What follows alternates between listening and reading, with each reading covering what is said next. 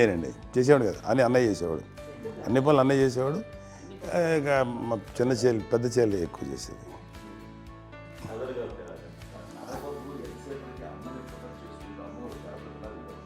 అదే అబద్ధం అండి, అది అన్నయ్య నన్ను గౌరవంగా మాట్లాడుతున్నాడు కానీ అన్నయ్య అవుట్ ఆఫ్ ప్రొటెక్షన్ మాట్లాడుతున్నాడు కానీ అవుట్ ఆఫ్ మాట్లాడుతున్నాడు కానీ అసలు ఎప్పుడు ఏ పని చేయలే. లేదు నిజం ప్రామిస్ అండి, ఏ పని చేసేవాడు కాదు.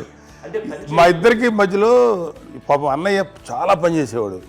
ఎంత పని చేసేవాడు, నేను ఇచ్చిన తర్వాత మళ్ళీ నాకు ఏదైనా చిన్న పని చెప్తే అది కూడా నువ్వే చేయనివ్వండి. ఆ కోపం వచ్చేది, కోపం వచ్చి ఒకడు కొట్టేవాడు, కొడితే కోపం వచ్చేది తప్ప నేను వెళ్ళేవాడిని కాదు. అమ్మకి ఎప్పుడు ఏంటంటే ఒక ఇదే పని చేయడని, అంతే. నిజంగా ఏ పని చేసేవాడిని కాదు. అవునా? లేదు లేదు లేదు మహాప్రేమ.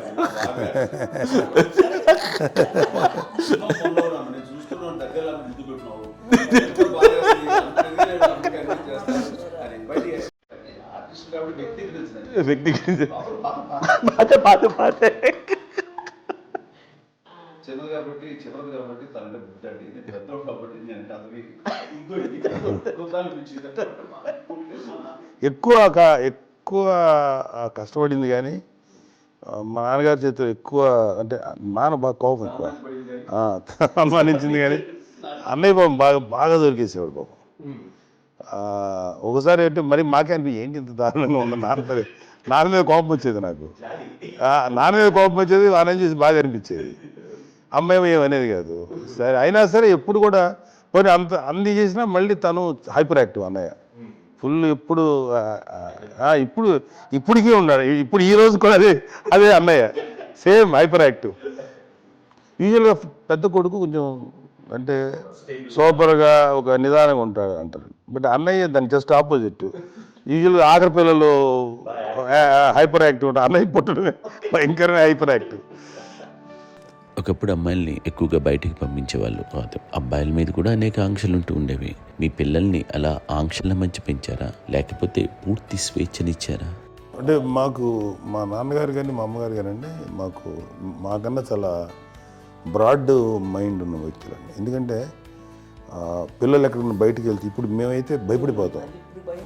మా విజయ్ కానీ మా చిన్న చెల్లి అన్నయ్య నేను అందరం కూడా ఇవాళ ఉన్న పరిస్థితిలో వాళ్ళు ఎప్పుడు భయపడేవాళ్ళు కాదండి. ఎక్కడికి వెళ్తాను వీళ్ళని ఇచ్చేవాళ్ళు, లేట్ అయినా అసలు ఏమనేవాళ్ళు కాదు. లేకపోతే ఏదైనా మోటార్ బైక్లు వేసుకున్నాను, లేకపోతే కారులో ఎట్లా పడితే ఎట్లా వెళ్ళినా సరే ఏమనేవాళ్ళు కాదు. వాళ్ళు తెలియకుండానే మాకు ఒక ఫ్రీడమ్ ఇచ్చారండి.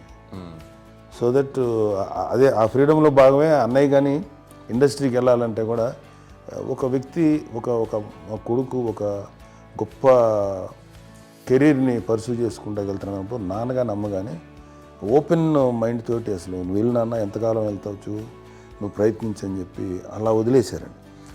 అన్నయ్య కూడా ఏంటంటే మోస్ట్ రెస్పాన్సిబుల్గా వెళ్ళి చాలా మేజర్ అమౌంట్ అన్నయ్యకి కూడా పెద్ద అమ్మకు వందలు ఇచ్చేది కాదు. కరెక్ట్గా ఆ ఇన్స్టిట్యూట్లో చదువుకునేటప్పుడు ఎంత ఇవ్వాలో కరెక్ట్గా ఇచ్చేది. తనకి ఎక్స్ట్రా ఖర్చు పెట్టుకుంటే అంటే అట్లా ఉండేది పరిస్థితి. అంతే కదా, అంత జాగ్రత్తగా అన్నయ్య కూడా అంత రెస్పాన్సిబిలిటీగా రెసిప్రోకేట్ అయ్యి చేసి, అందువల్ల మా అమ్మ నమ్మకం చూడాలి, మా అమ్మగారి మా నాన్నగారి నమ్మకాన్ని ఎప్పుడు అది పాడు ఇంత నమ్మకానికి 10 times ఇచ్చాడు. ఏ వయసెస్ వైపు కానీ ఏ అలవాట్ల వైపు కానీ ఎందులో ఇండల్జ్ అవ్వకుండా నాకు నేనుగా నియంత్రించుకుంటూ సరైన మార్గంలో వెళ్ళేలాగా నాకు వెళ్ళడానికి లోపల ఆ స్ట్రాంగ్ థాట్. అడగగానే వాళ్ళు రెసిస్ట్ చేస్తే ఇచ్చారని ఆపేశారు అని ఏదో చిన్న రిలక్టెంట్ ఫీలింగ్ ఉంటుంది, వాళ్ళ మీద చిన్న కోపం నిరసన ఉండేది. వాళ్ళు అలా లేకపోవడానికి వాళ్ళు వెంటనే అడిగిన వెంటనే జాగ్రత్త అనే నిర్ణయం నీది కానీ జాగ్రత్త అని హెచ్చరిక చేయడంతో నాకు మరింత బాధ్యత తిరిగి గుర్తు తిరిగి నేను నడుచుకుంటూ వెళ్ళాను. కాబట్టి అది నాకు ప్లస్ అయింది వాళ్ళ దగ్గర. అంటే మదర్ అంటే తల్లి అనే కాదు, మదర్ ఫిగర్ ఎవరిచ్చినా సరే అది నానైనా తల్లితో సమానం అనుకుంటాను నేను. నాగో చెప్పినట్లుగా అట్లాగా అలిసిపోయి వచ్చిన నాకు కాళ్ళు నొక్కుతుంటే నాకు భయం వేసేసేది. ఆ తర్వాత పడుకో గదవాయించేవాడు, అది కూడా కోపం. అంటే ఉదాహరణ అంటే మళ్ళీ అది నాకు తిడతారు, ఎందుకు కాదు పడుకుని ఎక్కడ నిద్ర వస్తుంది నాన్న అంటే. సో ఆ రకంగా నాన్న తన ప్రేమను చూపిస్తుంటాను. ఆ తర్వాత గోండా టైప్లో కూడా నేను ట్రైన్ కింద వెళ్తుంటే నాన్న అక్కడే ఉన్నారు, రాజమండ్రి దగ్గర ప్రాంతంలో. ఆయన చాలా కోపం చేస్తుంది. ఇలాంటి చేస్తుంటావు నువ్వు, ఏదైతే ఏంటి అది అని చెప్పి, ఏం పర్లేదన్నా ఏమవుతుందో అన్ని రకాల సేఫ్టీ అన్ని రకాల జాగ్రత్త తీసుకున్నాం. ఈ రోజు ఉన్నది సేఫ్టీ అప్పుడు లేదు.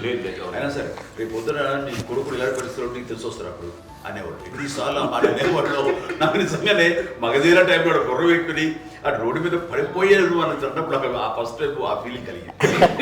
అలాగే పీటర్ హెయిన్స్ అనేవాడు ఫస్ట్ మగధీరలో జంప్ చేస్తారు, మోటార్ బైక్ జంప్ చేసినప్పుడు ట్రైల్లో పీటర్ హెయిన్స్ అంత హైట్ నుంచి 20 feet 25 feet హైట్ నుంచి పడిపోయి మొత్తాన్ని బోన్స్ని ఇరగొట్టుకుని వాడు 7 నెలల పాటు 1 year పాటు హాస్పిటలైజ్డ్. అది వీడైతే ఏమో తలుచుకుని భయం వేసేసేది. అప్పుడు నాన్న గుర్తుకు వచ్చేవాడు, ఓహో వాళ్ళ టెన్షన్ ఇంతే లేదు, మనకి మన కొడుకు వస్తే తెలియదు ఈ మాట నాన్న ఎప్పుడు అన్నారని అనిపిస్తుంది. Sweet memories my. అత్త కోడళ్ళ మధ్య అనుబంధం ఎలా ఉంటుంది? సురేఖ్ గారితో మీకున్న అనుబంధం గురించి చెప్తారా? మాకండి కోడలు కాదండి, నా కూతురండి. అంత బాగుంటుంది మేము ఇద్దరం కూడా.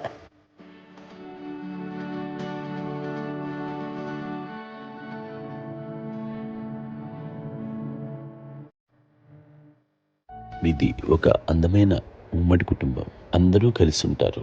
ఇంత ఆనందంగా ఉండడానికి కారణం ఏంటి? దీనికి పునాది ఎవరే వేశారు?